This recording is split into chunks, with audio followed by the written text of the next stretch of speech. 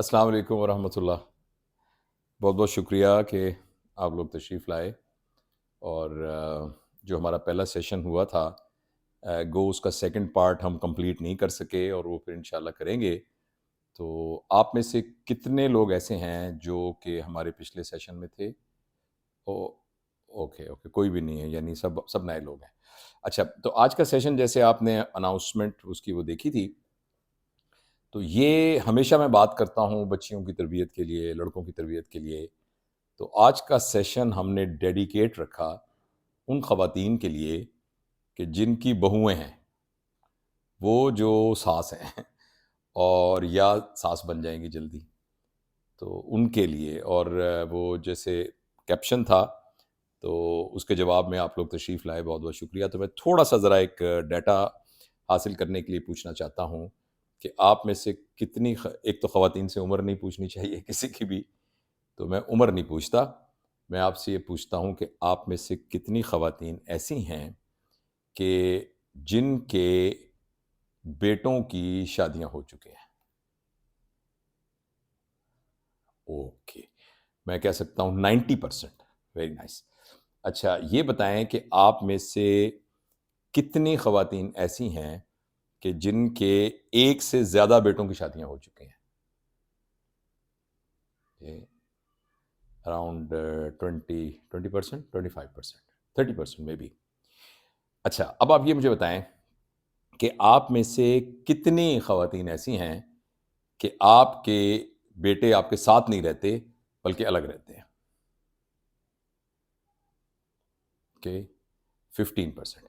اچھا، یہ بتائیں جتنوں لوگوں کے بیٹے ساتھ نہیں رہتے، ان میں سے کتنے ہیں جو رہتے آپ کے شہر میں ہی ہیں مگر آپ کے گھر میں نہیں رہتے؟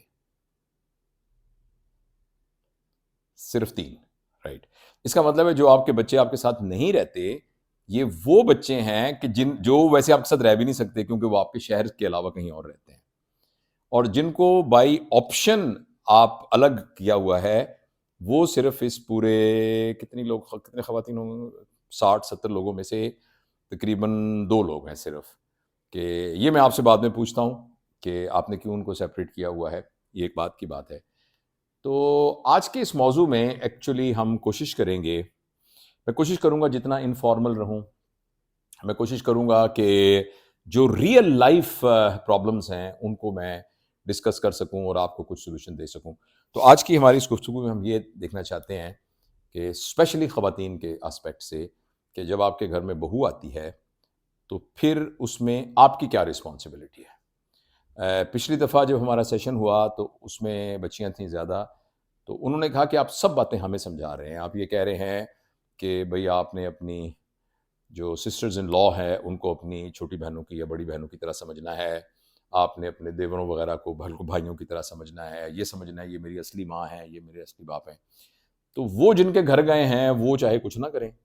اچھا، جب ہم وہ لڑکیوں کے آسپیکٹ سے بات کرتے ہیں تو ایسے لگتا ہے کہ دنیا کے اندر ساس نام کی جو ایک مطلب بریکٹ میں جو مخلوق رہتی ہے، وہ سب سے خوفناک قسم کی مخلوق ہے۔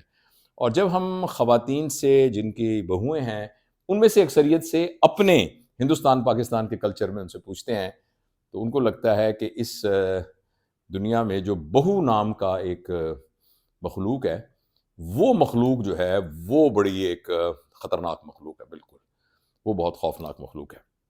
لیکن اصل پرابلم یہ ہے کہ ہم سب ہمیشہ زیادہ تر اپنے حقوق کے بارے میں پر فکر مند رہتے ہیں اور اپنے فرائض کے بارے میں فکر مند نہیں ہوتے، جبکہ ایک سکسیسفل سوسائٹی کا، اور کم از کم میں اسلام کے بارے میں تو آپ کو بتا سکتا ہوں کہ اسلام کا مزاج یہ ہے کہ جب 2 گروپس کے درمیان یا 2 ڈفرنٹ یعنی کلسٹرز کے لوگوں کے درمیان میں کوئی بھی انٹریکشن ہوتا ہے تو اس میں جو ایک گروپ کا بندہ ہے اس کی جو ضروریات ہیں وہ دوسرے کے لیے حکم کا درجہ رکھتی ہیں، اور جو دوسرے کی ضروریات ہیں وہ اس کے لیے حکم کا درجہ، دوسرے بندے کے لیے حکم کا درجہ رکھتی ہیں۔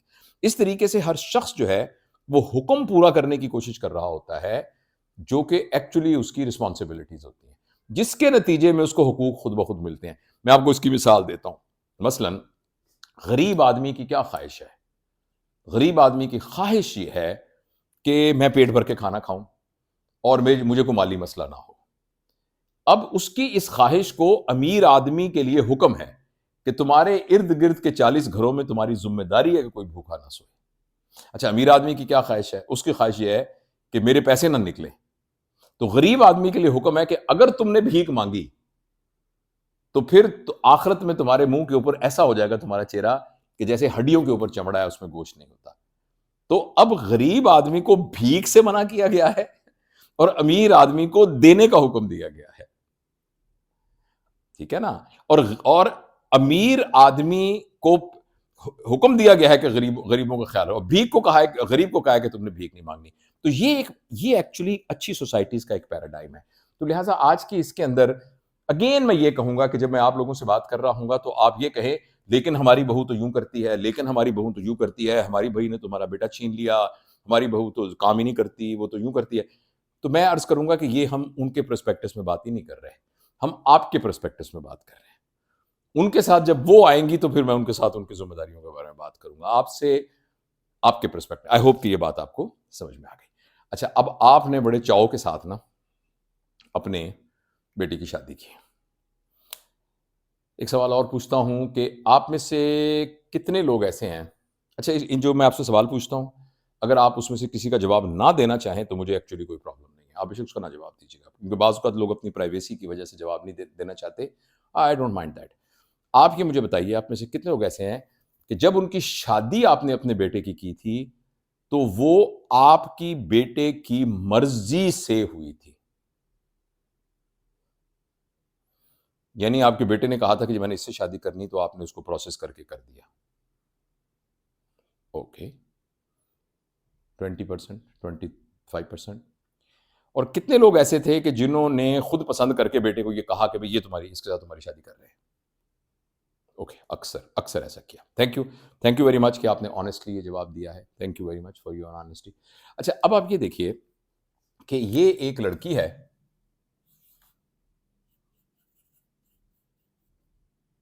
اللہ کرے میں خوبصورت سی تصویر بناؤں. یہ ایک لڑکی ہے جو کہ ایک گھر میں پیدا ہوئی، بہت ناز و نعمت کے ساتھ، بیٹیوں کو جس طریقے سے ہم پالتے ہیں. اور زیادہ امکان یہ ہے کہ اس کی جو ماں ہے، زیادہ امکان یہ ہے وہ ان پاکستانی ہندوستانی ماؤں کی طرح ہے جس نے اس کو بچپن سے ہی ایک رسپانسبلٹی کے طور پر پریپیئر نہیں کیا.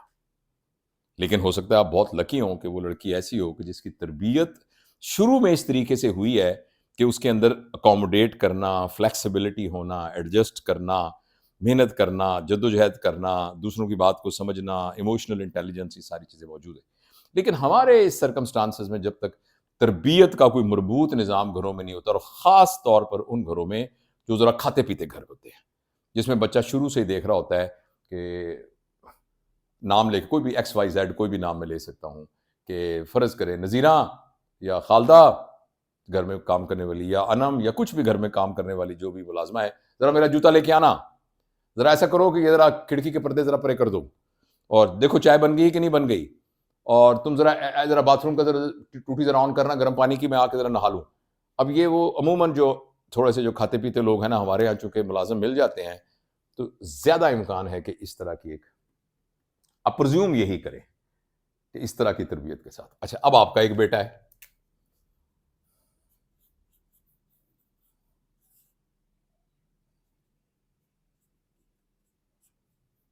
یہ آپ کا ایک بیٹا ہے، تو آپ نے ایک دن فیصلہ کر کے ان دونوں کو ایسے اکٹھا کر دیا اور یہ ایک یونٹ بن گیا. اب اس یونٹ کے اندر جو تقاضا اس یونٹ کے ہونے کا تھا، میرا تجربہ یہ ہے کہ جب یہ اکٹھے ہوتے ہیں تو ان کے اندر صرف ایک چیز شروع میں ہوتی ہے جو کامن ہوتی ہے، وہ ہوتی ہے رومانٹسزم.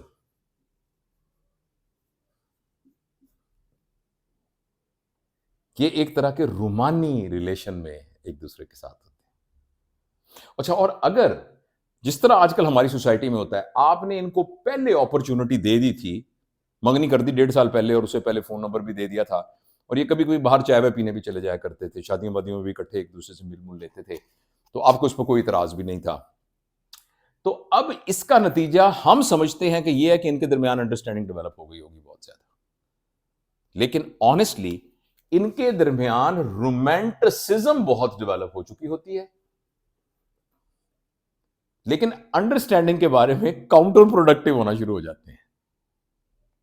1 سال کے دوران اگر میں نے ایک دفعہ سروے کیا تھا، وہ جن کی شادیاں ہوئیں اور وہ پہلے سے 1-2 سال سے زیادہ جانتے تھے، زیادہ امکان یہ ہے کہ ان کے درمیان بہت ساری مس انڈرسٹینڈنگز ڈیولپ ہوئی ہوں گی، کیونکہ اس سے پہلے یہ ایک دوسرے کے سامنے اچھا بننے کی کوشش کر رہے ہوتے ہیں، ایک دوسرے کو اپنی خوبیاں بتا رہے ہوتے ہیں، ایک دوسرے کو، اور وہ جو پوچھ رہا ہوتا ہے تمہیں کیا پسند ہے، تمہیں کیا چیز پسند ہے، تمہیں کون پسند ہے، تجھے کیا.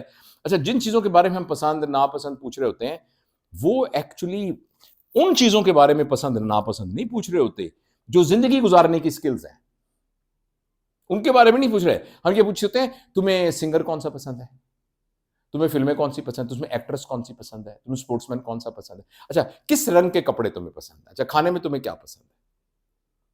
اور یہ چیزیں بڑی خوبصورت لگ رہی ہوتی ہیں، لیکن دا مومنٹ جب یہ اکٹھے ہو جاتے ہیں تو یہ جو رومانٹسزم نام کا غبارہ ہوتا ہے نا، اس سے تو 2 دن میں ہی ہوا خارج ہو جاتی ہے، نکل جاتی ہے بالکل. یہ تو آپ نے جب جو ہی نکاح کی پن اس میں لگتی ہے نا، تو یہ پٹاخ کر کے پھٹ جاتا ہے، اور ان کے اپنے چیلنجز شروع ہو جاتے ہیں آپس میں. اور اس چیلنجز میں اب میں ایسا کرتا ہوں کہ ایسے خوبصورت ایسے مسکراتا ہوا چہرہ بناتا ہوں. ہو سکتا ہے بہو کے نزدیک یہ اس طرح کا چہرہ نہ نظر ہو. یہ ہیں آپ، اماں جان. میں ابا کی بھی بات نہیں کر رہا، ابھی اماں کی بات کر رہا ہوں.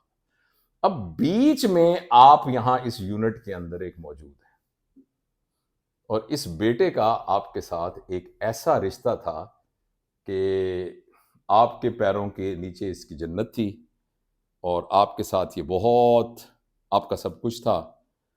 اور ساتھ ہی کچھ اور لوگ جو ایکچولی آپ کے میاں صاحب اور آپ کے بیٹے اور بیٹیاں، 1-2 جتنے بھی ہیں، ان سب میں بھی نا اس لڑکے کا بہت سا حصہ تھا.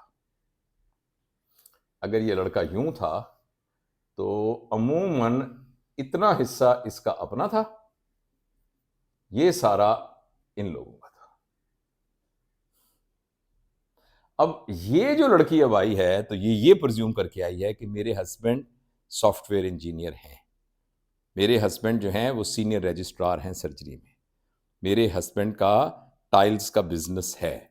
تو اس لڑکی کے نزدیک اس لڑکے کا ہاں پیری کا کچھ حصہ ہونا چاہیے باقی لوگوں کا، مگر یہ سارا کا سارا اس کا ہے. اور یہاں سے مسائل کا آغاز شروع ہوتا ہے. اور اس میں آپ کو آنےسٹلی بتاؤں، جو سب سے بڑا وکٹم ہوتا ہے وہ لڑکا ہوتا ہے، جس کو خود سمجھ نہیں آ رہا ہوتا کہ وہ کیا کرے. اچھا، یہ جو باتیں میں کر رہا ہوں یہ میں پرسنٹیج وائز زیادہ سچویشنز کی باتیں کر رہا ہوں.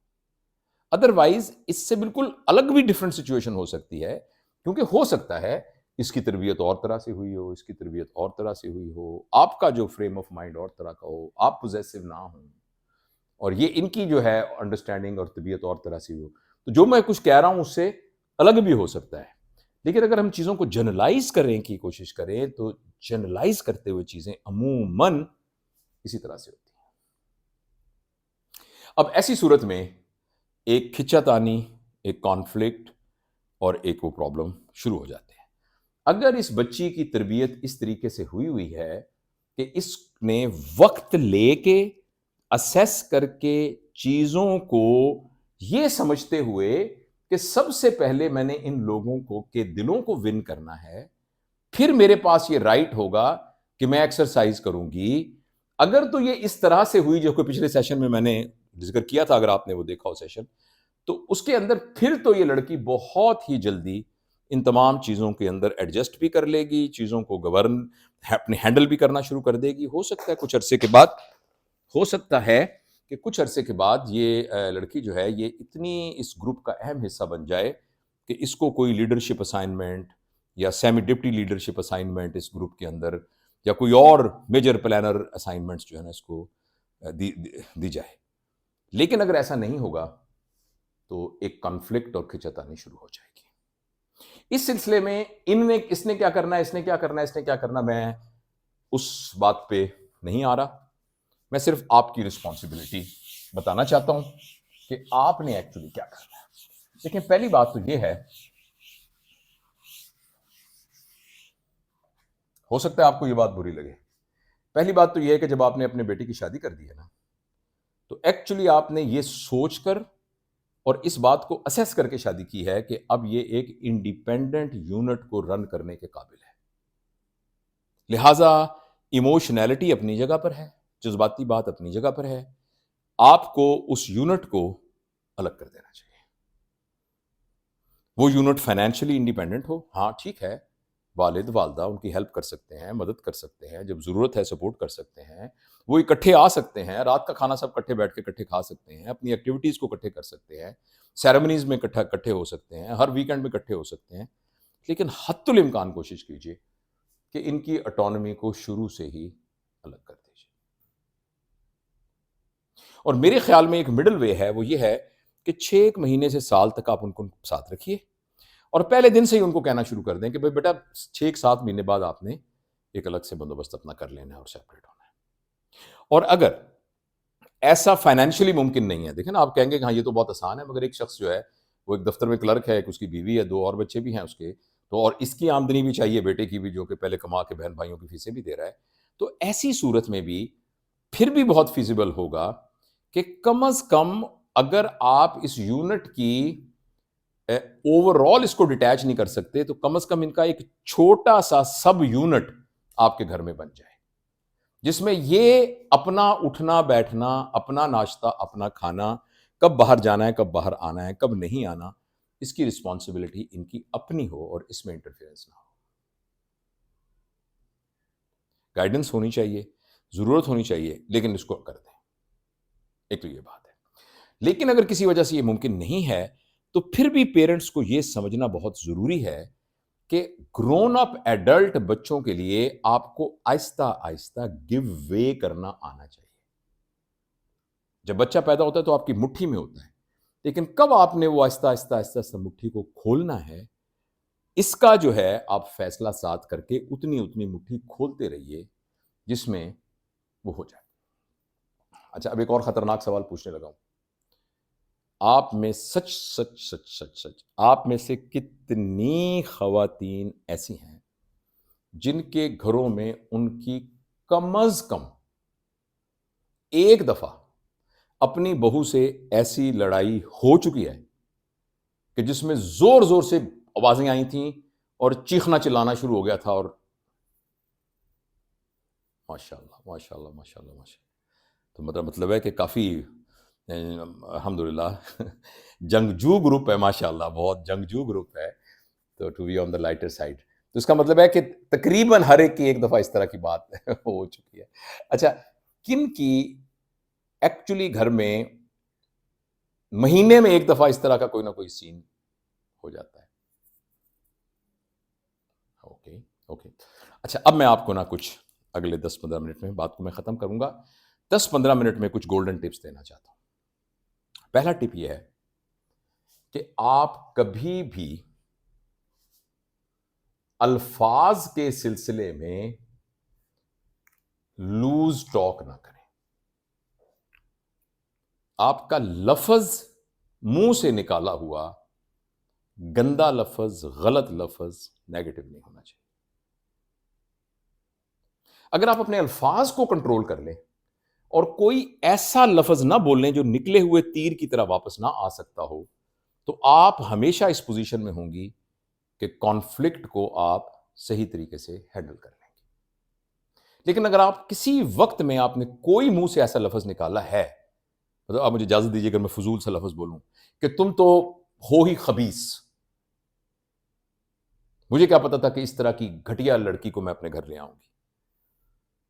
اب وہ جو گھٹیا ہے نا، گھٹیا، وہ گھٹیا نا اب پتھر کے اوپر لکھا ہوا ایک لفظ بن گیا ہے. آپ نے کروڑ دفعہ بھی اپنے رویے کے ساتھ اس کو ثابت کیا کہ آپ اس کو اپنی بیٹی سمجھتے ہیں، مگر یہ گھٹیا ہونے کا لفظ یہ آپ نے ایسے کر دیا ہے جیسے آپ نے کسی کے چہرے پہ تیزاب ڈال کے اس کے چہرے پر پرماننٹلی ایک نشان لگا دیا۔ آپ کی نیکسٹ، میں کوشچن آنسر بعد میں لے لوں گا، کوشچن آنسرز میں بعد میں ہم لیں گے، میں بات ختم کر لوں، لیکن آپ نوٹ کرتے رہیں، لکھتے رہیں ان باتوں کو، انشاءاللہ ہم اس کو ڈسکس کریں گے۔ دیکھیے یہ سب سے اہم بات ہے، آپ نے بات کرتے وقت اپنے لفظ کو ہمیشہ قابو میں رکھنا ہے۔ جب آپ اس کو ماسٹر کر لیں، دوسری جو چیز ہے وہ ہے آواز۔ آواز کو اونچا نہیں ہونے دینا۔ گفتگو میں دھیمی بات کر کے، بالکل دھیمی بات کر کے آپ بہت سخت بات کر سکتے ہیں۔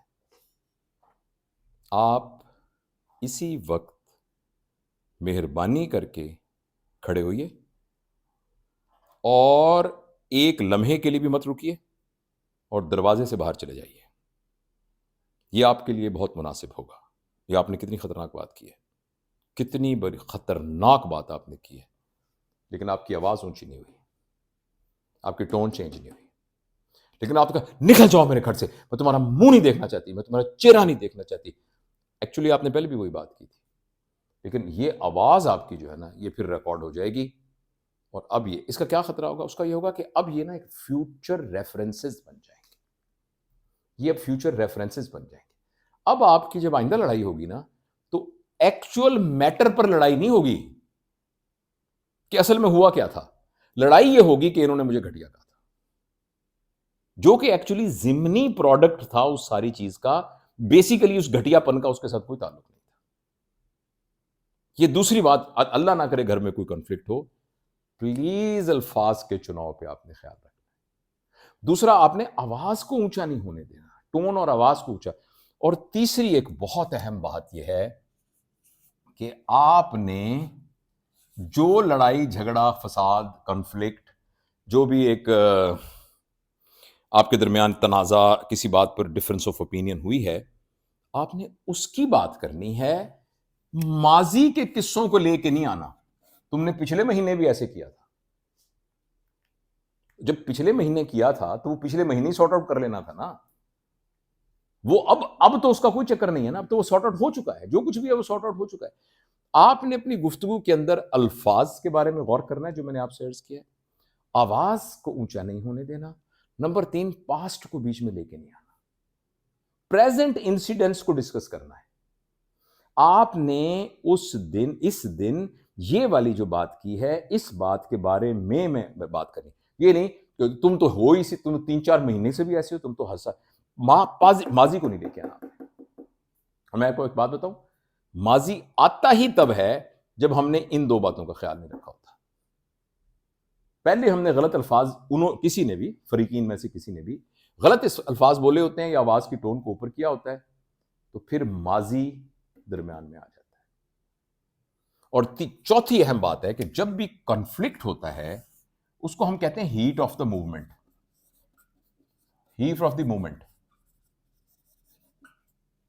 اس وقت گرمی حالات، آپ نے کسی طریقے سے اس ہیٹ آف موومنٹ کو گزار دینا ہے۔ جو بھی کچھ آپ نے کرنا ہے وہ ایکچولی اس ہیٹ آف دی موومنٹ کے گزرنے کے بعد کرنا ہے۔ اور میں آپ کو سائنٹیفکلی بتاتا ہوں کہ ہمارے جسم میں جو بھی ہارمون غصے کی حالت میں پیدا ہوتے ہیں، وہ تقریباً 30 منٹ ان کا ٹائم ہے میٹابولزم کا، ان کی ہاف لائف کا۔ اور آپ نے بہت دفعہ دیکھا ہوگا، چیختا چلاتا، غصے سے لڑتا جھگڑتا، میں شکل توڑ دوں گا، منہ توڑ دوں گا، تم کیا کرتے ہو۔ اب 30 منٹ اگر آپ اس کو برداشت کر لینا، 30 منٹ کے بعد وہی ایک دم تھک ہار کے کہے گا، یار میرے منہ سے پھر غصے میں ایسی باتیں نکل جاتی ہیں، پھر پتہ نہیں میں کیا غصے میں کہہ دیتا ہوں، ایسا میری باتوں سے منہ سے نکل جاتا ہے۔ ایکچولی وہ جتنے ہارمونز ہوتے ہیں، جتنے کیمیکلز ہوتے ہیں، وہ میٹابولائز ہو جاتے ہیں اور وہ موجود ہی نہیں ہوتے اس جگہ پر، اور وہ ایک نیا شخص بن چکا ہوتا ہے۔ لہٰذا آج سے آن ورڈ، اول تو میری دعا ہے کہ آپ کے گھر میں کوئی سے تنازع ہو ہی نہ، آج سے آن ورڈ اگر جب بھی کوئی پرابلم ہو تو آپ ان 4 باتوں کا خیال رکھیے۔ الفاظ آپ نے کون سے استعمال کرنے وہ اہم ہے، آواز کی ٹون کیسی ہے وہ اہم ہے، ماضی کو بیچ میں لے کے نہیں آنا، اور ہیٹ آف دا مومنٹ کو گزار کے پھر بات کرنی ہے. اور ہیٹ آف دا مومنٹ کو گزارنے کے بعد پھر کیا کرنا ہے؟ پھر یہ کرنا ہے، اب یہ سب کچھ گزر گیا، اب آپ کہیں کہ اب میں مسئلے کو حل کروں. اس میں اہم بات پانچویں یہ ہے کہ آپ نے پہلے نہیں بولنا. کیوں؟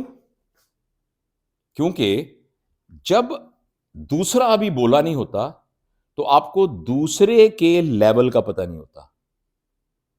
نمبر ایک، آپ کے پاس ڈیٹا انکمپلیٹ ہوتا ہے. اور اہم بات یہ ہے کہ کسی بھی محفل میں آپ یاد رکھیے اس کی بات مانی جاتی ہے اینڈ میں جس نے آخر میں بات کی ہوتی ہے. پہلے بات کرنے والے کی بات کوئی نہیں مانی جاتی. تو شروع میں ہی آپ نے نہیں کہہ دینا کہ میں تو تمہارے ویسے ہی بڑا خلاف ہوں، میں تو یوں کرنے جا رہا ہوں، میں تو یوں کرنے جا رہا ہوں. آپ نے تو سارا کچھ اپنا ایکسپوز کر کے رکھ دیا. پہلے اب جب یہ سب کچھ گزر گیا اب آپ نے کہنا ہے کہ بیٹا آپ یہاں بیٹھو، ہم نے کچھ ضروری باتیں کرنی ہیں. یہ جو فلاں واقعہ ہوا تھا اس کے بارے میں آپ کی رائے جاننا چاہتی ہوں، بتائیے آپ نے وہ کیا کیا تھا. آپ وہ ساری جسٹیفیکیشن کیوں کیا، کیسے کیا، کیس نے ہوا، کیا ہوا، پہلے آپ اس کے منہ سے سنیں جس کے اوپر آپ الزام لگانا چاہتے ہیں یا جس کو آپ گائیڈ کرنا چاہتے ہیں.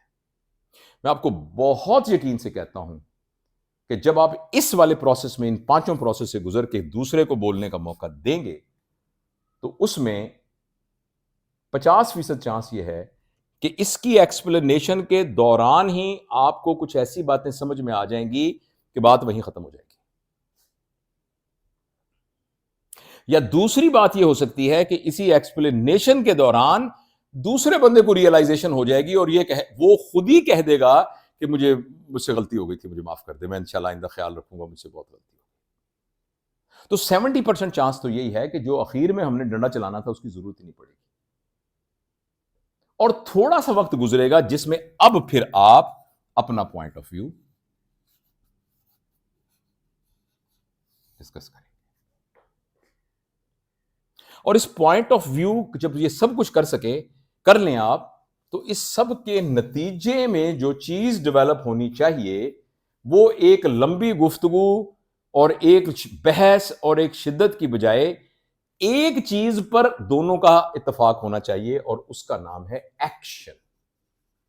لہذا اس سارے کے بعد آج سے ہم یہ کیا کریں گے، وہ چاہے آپ کا کوئی پسندیدہ عمل ہے، ان کا کوئی پسندیدہ عمل ہے، آپ دونوں کے لیے ہی غیر پسندیدہ عمل ہے، آپ دونوں کے لیے پسندیدہ عمل ہے، لیکن اینڈ آف اٹ کوئی نہ کوئی ایکشن کریٹ ہوگا. ایکشن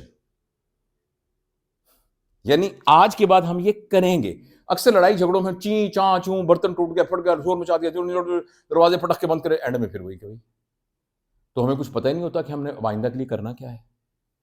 تو یہ کوئی نہ کوئی ایکشن ڈیولپ ہو، یہ وہ الگوریدم ہے. میں اس کو دہراتا ہوں، کوئی بھی جھگڑا ہو لفظ کا خیال رکھیے، آواز کا خیال رکھیے، ماضی کو گھسیٹ کے نہ لائیے، ہیٹ آف دا موومنٹ، گرم توے کو ٹھنڈا ہو لینے دیں، پھر پہلے دوسرے کی بات کو تفصیل سے سنیں، اسی وقت ٹوکے نہ اس کو تانے دینے نہ شروع کر دیں. اینڈ میں آپ اور آپ دیکھیے، آپ میں سے کچھ لوگوں کا خیال ہوگا، میں نے ایک دفعہ ایک اور بھی اس دفعہ کا ایک سیشن کیا تھا، انہوں نے کہا تھا یہ تو آپ ہمیں کہتے ہیں کہ ہم بالکل درویش بن جائیں، ہم تو کچھ بھی نہ کریں، ہم تو چپ ہی کر جائیں، ہم تو درویش بن جائیں. تو اگر کوئی کہے کہ نہیں میں تو بدماش ہی بننا چاہتا ہوں، تو ظاہر ہے میں اس کو کیا کہہ سکتا ہوں، اس کو تو میں کچھ نہیں کہہ سکتا. لیکن یہ ہے کہ جب آپ اس ایٹیچیوڈ کے ساتھ کسی ایشو کو ڈیل کرتے ہیں تو آپ کے اندر ایک خاص قسم کی کامنس آپ کے اندر ہوتی ہے، آپ کے اندر بے سکونی نہیں ہوتی، آپ کے اندر خود اگریشن نہیں ہوتی، آپ اپنا نقصان نہیں کرتے، آپ کے اندر خون کھول نہیں رہا ہوتا، اور آپ پارٹ آف دا پرابلم بننے کی بجائے سولوشن آف دا پرابلم بننا شروع کرتے ہیں. سولوشن آف دا پرابلم یعنی پارٹ آف دا سولوشن بن جاتے ہیں، پارٹ آف دا پرابلم نہیں رہتے. اور دوسری بات جو ہم کہتے ہیں لو جی ہم ہی نیچے ہو جائیں، یہ تو ہم نیچے ہو گئے. آپ نیچے نہیں ہو رہے ہوتے، ایکچولی اب اونچے ہو رہے ہوتے ہیں. ہم اپنی ایگو کو بڑا ہونے کو اپنا بڑا ہونا کہہ رہے ہوتے ہیں. اب یقین کریں ہماری ایگو جب بڑی ہوتی ہے تو ہم چھوٹے ہوتے ہیں. ہماری قد کا ایگو کے قد کے ساتھ انورسلی پروپورشنل ریلیشن شپ ہے. جتنی ہماری ایگو بڑی ہوتی ہے اتنے ہم چھوٹے ہوتے ہیں، جتنی ہماری ایگو چھوٹی ہوتی ہے ہم اتنے بڑے ہوتے ہیں. اس ایٹیچیوڈ کے ساتھ 2 دفعہ آپ اپنے گھر میں مسائل کو حل کریں. میں آپ کو بہت ذمہ داری کے ساتھ کہتا ہوں کہ وہ جو آپ کے گھر میں بچی آئی ہوئی ہے، بہت امکان ہے کہ وہ اپنی غلطیاں اس کو احساس ہونا شروع ہو جائے گا. اور آخری بات، میں نے یہ پرزیوم کرتے ہوئے یہ باتیں کہی ہیں کہ قصور سارا کا سارا اس لڑکی کا ہی ہے. میں نے یہ پرزیوم کرتے ہوئے سب باتیں آپ کو کہی ہیں، ٹھیک ہے. لیکن میں اگلی بات جو آخری ہے آج کے ہمارے سیشن کی، وہ یہ کرنا چاہتا ہوں کہ پلیز جب بھی آپ کے گھر میں کچھ ہو نا، جھگڑا وگڑا، ایک بات نہ بھولیے گا، ہو سکتا ہے قصور آپ ہی کا ہو سکتا ہے آپ ہی کی ایگو ہو جو فرق کر رہی ہے. اور وہ تبھی آپ کو پتہ لگ سکتا ہے جب آپ تحمل سے اس پہ غور کریں گے. اور اگر آپ کے حصے کی کوئی گڑبڑ ہے تو پھر اس میں کوئی حرج نہیں ہے 2 قدم پیچھے ہٹانے میں اور اپنے آپ کو ماڈیفائی کرنے میں اور اپنے آپ کو ایڈجسٹ کرنے میں.